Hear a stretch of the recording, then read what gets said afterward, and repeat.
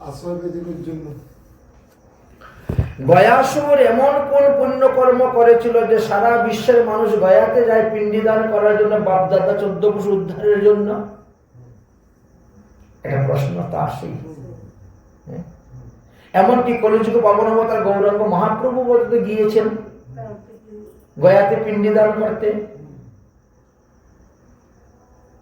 এর একটা পৌরাণিক কাহিনী আছে। আসলে তাহলে সেটাই আমরা আস্বাদন করি।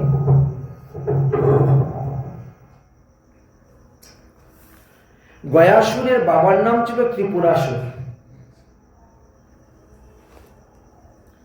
এটা বহু যুগ আগের কথা। কিন্তু লেখা আছে যে পূর্বকালে ত্রিপুরাসুর নামে এক দৈত্য ছিল।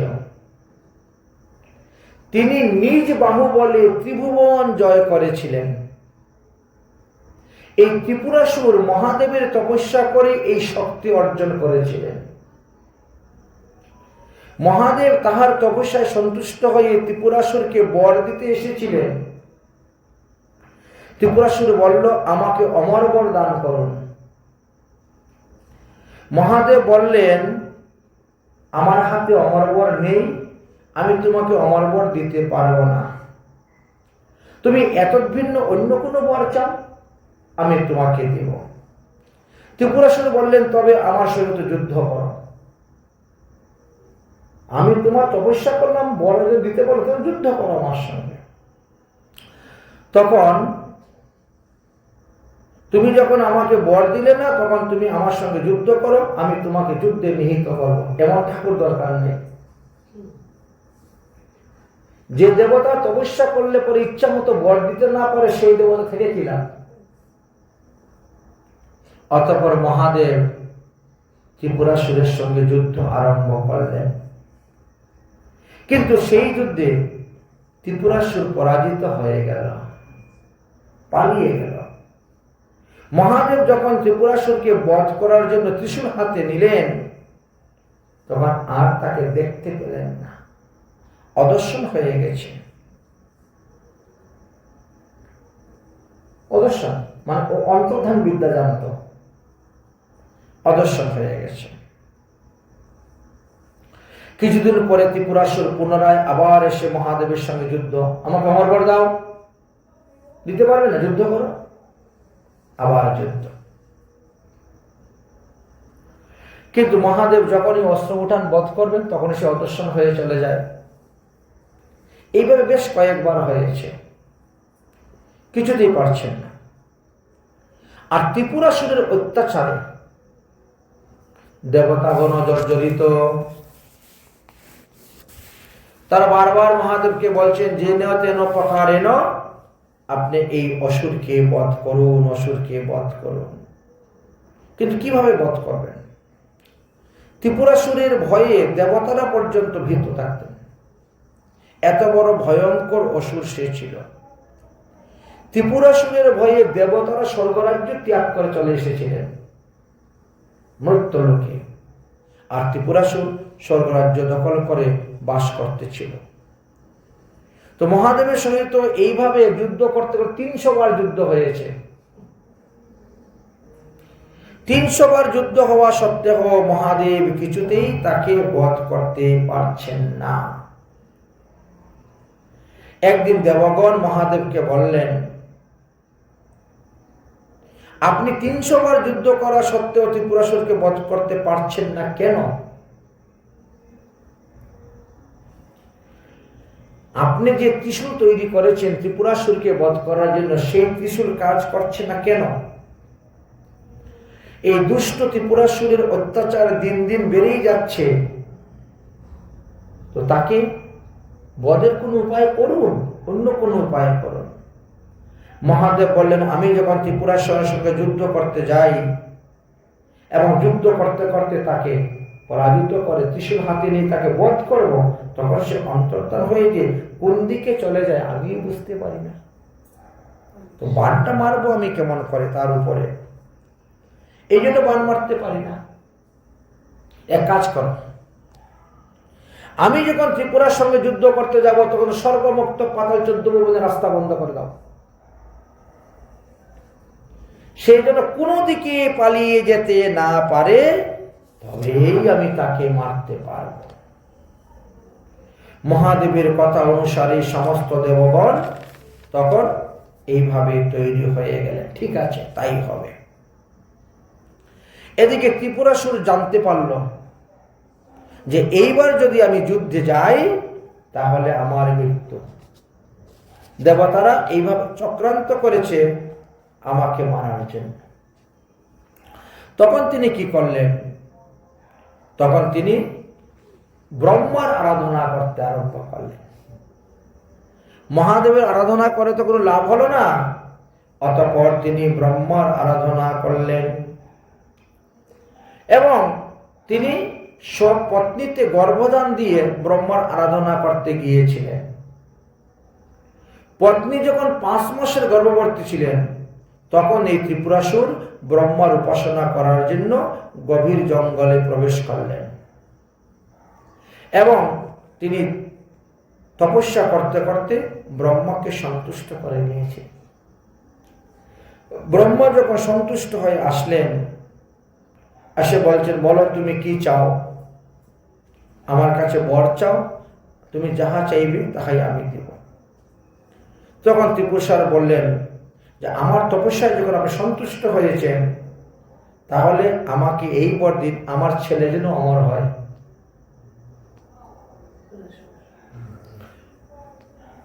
দৈত্য বলে, যদি করিবে বরদান, ত্রিভুবন খ্যাত হইবে আমার সন্তান। আমাকে তো কেউ অমর বর দিচ্ছে না, মহাদেব দেন নাই, তুমিও দিবে না। এই জন্য বলছেন আমার ছেলে যেন অমর হয়, আমাকে এই বর দান করুন। আমার যে শত্রু তাদেরকে যেন আমার ছেলে রণে জয়লাভ করতে পারে। বুঝেছেন? মম শত্রু জনের সে জিনিবে সমরে, নিজের ক্ষমতাতে হেতু উদ্ধারিবে নরে। আমার ছেলে তার নিজের শক্তি বলে মানুষকে উদ্ধার করতে পারবে, এমন বর দান করুন। দেব অসুর নাগ নর আদি নারায়ণ, কেহ না পারিবে তারে বধিতে জীবন। কোনো মানুষও মারতে পারবে না, দেবতারও মারতে পারবে না, পশু পাখিরও মারতে পারবে না, এমনকি ভগবানও তাকে মারতে পারবে না। এই বর আমাকে দান। চিরঞ্জীবী হবে পুত্র, না হইবে মরণ, এই বর দেহ মোরে দেব পদ্মাসন। হে ব্রহ্মা, আপনি আমাকে এই বর দান করুন। ব্রহ্মা তখন তথাস্তু বলে বর দিয়ে দিলে, তপস্যায় বশীভূত হয়ে গেছেন। এই তথাস্তু বলে বরদান দিয়ে চলে গেলেন। ত্রিপুরাসুর মনে মনে চিন্তা করলো, যা আমি অমর না হইতে পারলো, আমার ছেলে তো অমর হবে। তারপরে আমাকে যে মারবে তাকে কি আর আমার ছেলে রাখবে? পিতৃ হত্যার প্রতিশোধ নিবে, তাকেও মারবে। এইভাবে তিনি মনে মনে মন কলা খেয়ে তপস্যার থেকে উঠে বাড়ির দিকে রওনা হয়েছেন। মহাদেব জানতে পারলেন তপস্যায় সিদ্ধি লাভ করে সে বাড়ির দিকে ফিরতেছে। সঙ্গে সঙ্গে মহাদেব সমস্ত দেবতাদেরকে নিয়ে ঘেরাও করে ফেললেন। চতুর্দিকে রাস্তা বন্ধ, শুরু হলো যুদ্ধ। সেই যুদ্ধে ত্রিপুরাসুর পালিয়ে যাওয়ার কোনো রাস্তা পেল না। মহাদেবের ত্রিশূলের আঘাতে সে মারা গেল। সমস্ত দেবগণ তখন মনের আনন্দে পুষ্পবৃষ্টি করতে শুরু করলেন, নানাভাবে মহাদেবকে স্তুতি করলেন। তারপর দেবগণ নির্ভয়ে স্বর্গরাজ্য গিয়ে উপস্থিত হয়েছে। এদিকে বহুদিন পরে এবার গয়াসুরের জন্ম হল। ত্রিপুরাসুরের ছেলে গয়াসুর জন্মগ্রহণ করলেন, কিন্তু সেও তার বাবার মতো মহাবলশালী, তেজস্বী, বিশাল তেজ। একদিন আচম্বিতে নারদমুনি যাচ্ছেন। নারদমুনির সঙ্গে তিনার সাক্ষাৎ। জিজ্ঞাসা করছেন গয়াসুর, আমার পিতা যে তপস্যা করতে গেলেন ব্রহ্মা, এখন পর্যন্ত আমার পিতা ফিরে আসছেন না কেন? আমার পিতার তপস্যা সিদ্ধি লাভ করতে আর কতদিন বাকি আছে? তুমি তো ব্রহ্মার পুত্র নারদ, অতএব বলো। তিনি বলছেন, তোমার বাবা কি আর আছে? তোমার বাবাকে তো দেবতারা মেরে ফেলে দিয়েছে। এই তো শুনে নিয়েছে। কি? আমার বাবাকে মেরে ফেলে দিয়েছেন? বাবা তপস্যা করতে গিয়েছে। বলে, সেই বর তোমার উপরে আছে। তোমার বাবা চেয়েছে যে আমার ছেলে যেন অমর হয়, আর তোমাকে কোনো দেবতারা মারতে পারবে না, গন্ধর্বরা মারতে পারে, কেউ মারতে পারো, তুমি অমর। তোমার পিতা তোমার জন্য অমর বর মাগিয়ে রাস্তা করে গেছে। এই কথা শোনার পরে সে স্বর্গে গিয়ে উপস্থিত গয়াসুর শুরু করলো যুদ্ধ। সেই যুদ্ধতে ত্রিপুরা সত্যিকার ভয়ঙ্কর হয়ে গেছে। আমার বাবাকে মেরেছে দেবতারা। শুরু হয়েছে যুদ্ধ। পিতৃশত্রুদেরকে আরম্ভ করলেন, একেবারে মহাদেবকে পর্যন্ত বধ করে দিবে, এমন যুদ্ধ শুরু হয়েছে। সেই যুদ্ধে সমস্ত দেবগণ পরাজিত হয়ে গেছে। মহাদেবের সঙ্গে যুদ্ধ করার জন্য কৈলাসে উপস্থিত। যুদ্ধং দেহি, যুদ্ধং দেহি। আমার বাবা তপস্যা করে বাড়ির দিকে ফিরতেছি, আর তুমি তাকে মেরে ফেলছো যুদ্ধ করে। আমার সঙ্গে যুদ্ধ করো, তোমার বাহাদুরি দেখবো। গয়াসুরে যখন যুদ্ধে আহ্বান করলো, তখন মহাদেব যুদ্ধে গেলেন। শুরু হলো যুদ্ধ। কিন্তু সেই যুদ্ধে মহাদেব কিছুতেই গয়াসুরকে বধ করতে পারলেন না। মহাদেব তখন গয়াসুরের কাছে যুদ্ধে পরাজিত হয়ে গেলেন এবং গয়াসুরের সেখান থেকে মহাদেব পলায়ন করলেন। আচ্ছা, মহাদেব যখন চলে গেছেন, তখন অন্যান্য দেবতারাও সব যুদ্ধক্ষেত্র থেকে পলায়ন। স্বর্গরাজ্য দখল করে বসে গেলেন গয়াসুর। মহাদেব সমস্ত দেবগণকে সঙ্গে নিয়ে ব্রহ্মার কাছে গিয়ে উপস্থিত হলেন। আপনি এইরকম বর দিলেন কেন ব্রহ্মাকে? আপনি বর দিয়েছেন বলে এখন আমরা তাকে মারতে পারতেছি না, আর সে এখন অমরাবতী দখল করে নিয়েছে স্বর্গরাজ্য। আজ আমি সমস্ত দেবগণের সহিত বারবার যুদ্ধ করা সত্ত্বেও তাকে মারতে পারি নাই।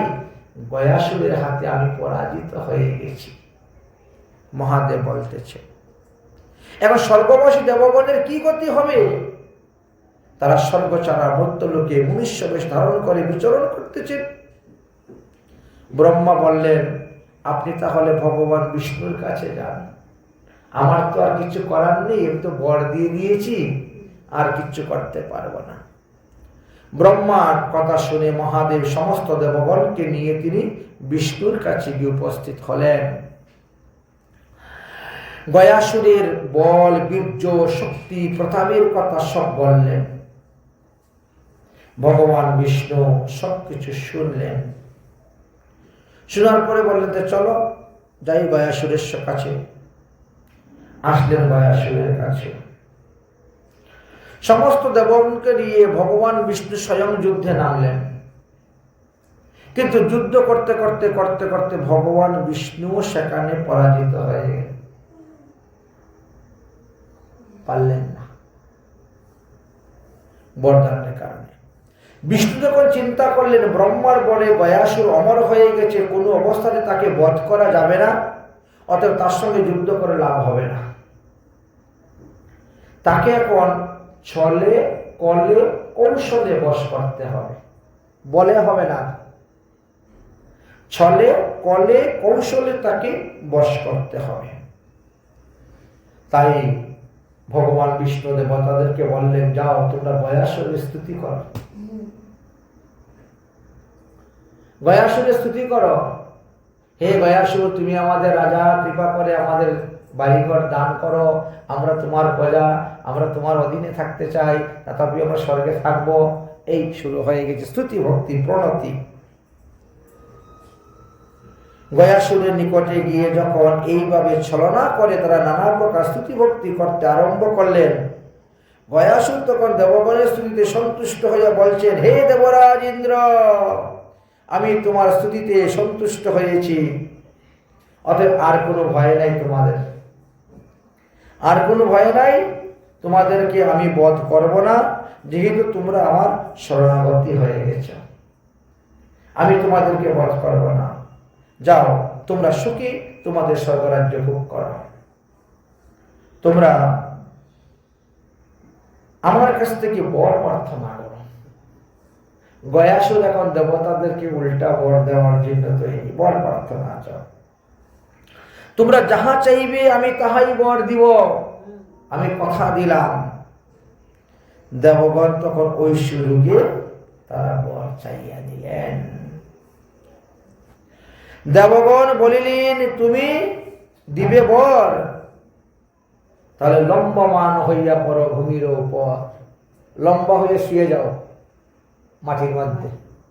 হ্যাঁ, লম্বমান হয়ে শুয়ে পড়ো ভূমির উপর। কেন? আমি ঘুমাবো কেন? বলে বর, তুমি তো বলছো আমরা বোঝা বর চাইবো তাই দিব। তা আমি ঘুমালে পরে কি হবে? বলে তোমার পিঠের মধ্যে আমরা যজ্ঞ করবো। আমরা করিব যজ্ঞ, যাতে অমর স্থান নাহি দেখি বিনা তব কলেবর। এই পৃথিবীতে কোনো পবিত্র জায়গা নাই। এমন কোন জায়গা আছে যে কোনো প্রাণী মরে নাই? এমন কোন জায়গা নাই যেখানে কোনো প্রাণী মরে নাই? সব জায়গায় তো পবিত্র। যজ্ঞ করবো কোথার থেকে? তোমার শরীরটা পবিত্র, এই জন্য তোমার পিঠের উপর যজ্ঞ করবো।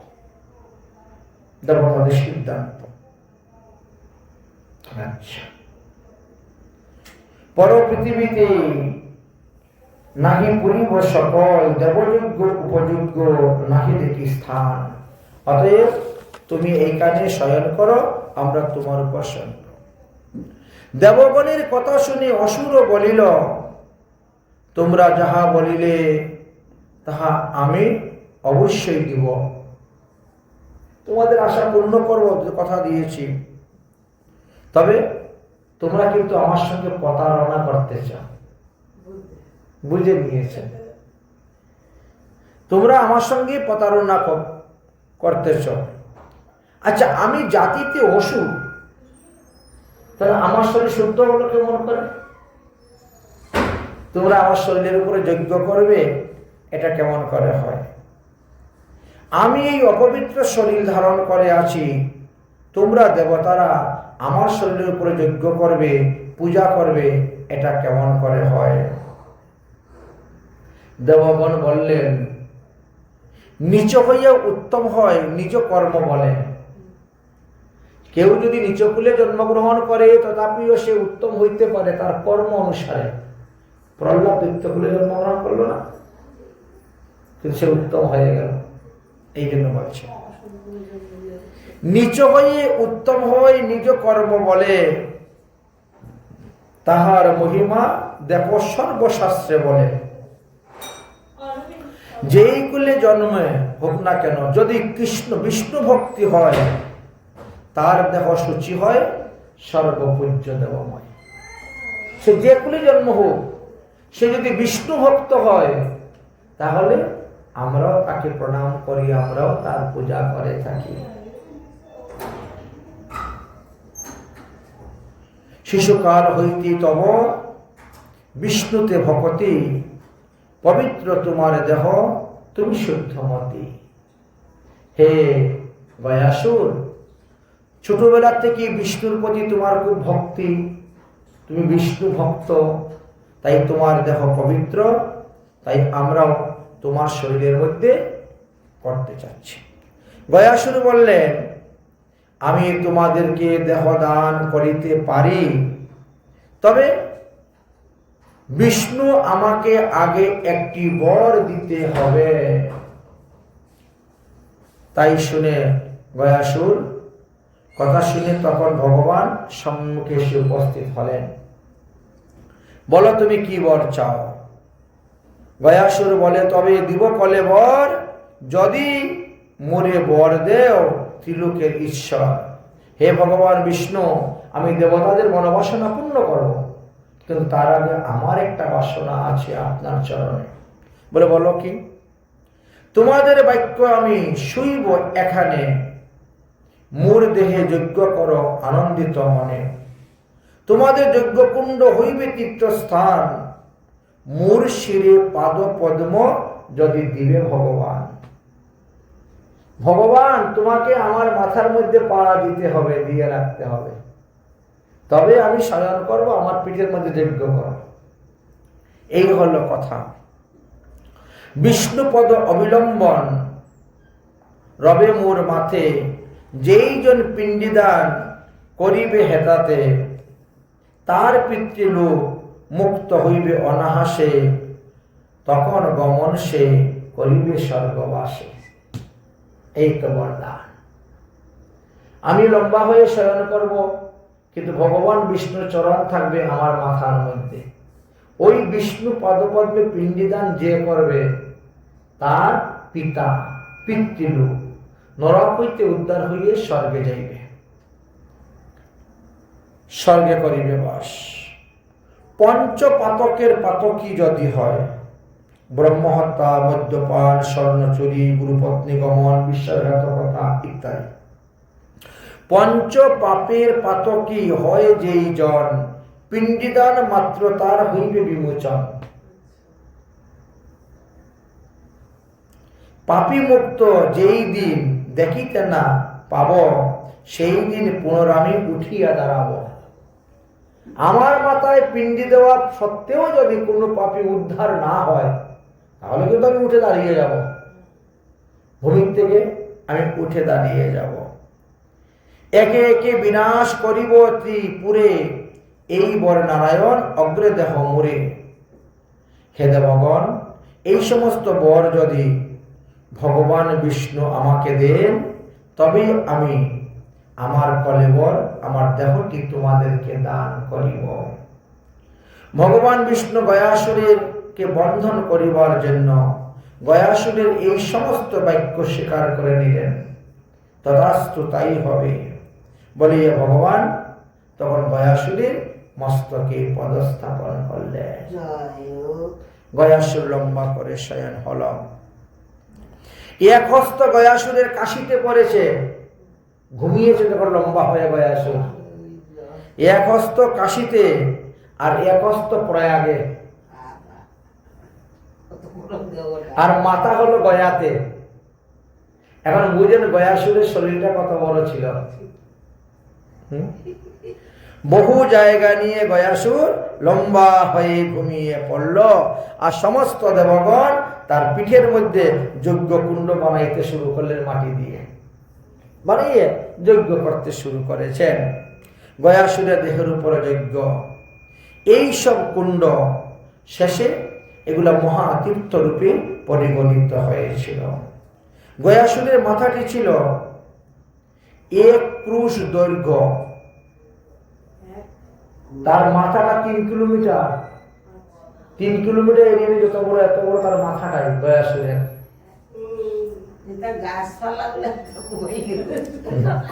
1 ক্রুশ দৈর্ঘ্য প্রস্থ ছিল। ভগবান বিষ্ণু তাই দক্ষিণ চরণ স্থাপন করিলেন। সেই থেকে গদাধর মূর্তিকে ভগবান বিষ্ণু বিরাজ আছেন। সেই থেকে গয়াতে পিণ্ডিদানের কথা পৃথিবীতে প্রচলিত হয়েছিল। এইভাবে গয়াতে পিণ্ডদান হয়ে থাকে। পশুর মস্তকে পদ দিলেন ভগবান, সেই পদপদ্ম লোক করে পিণ্ডদান। ব্রহ্মহত্মা আদি পাপী মুক্ত পায়, সংসার নিস্তার হেতু অসুর কৃপায়। সেই দিন এইভাবে চলছে গয়াসে। গয়াতে পিণ্ডদান করলে কি হয়? নরক থেকে স্বর্গে যাওয়া যায়, এর থেকে বেশি কিচ্ছু নাই। আর স্বর্গে গিয়ে কদিন থাকবেন? যে কদিন পুণ্য আছে সেই কদিন থাকবেন, তারপরে আবার পৃথিবীতে আসতে হবে।